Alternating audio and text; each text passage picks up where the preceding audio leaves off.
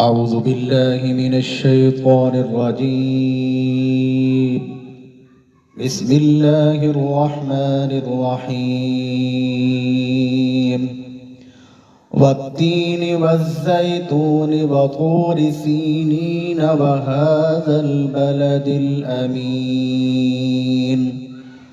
لقد خلقنا الإنسان في أحسن تقويم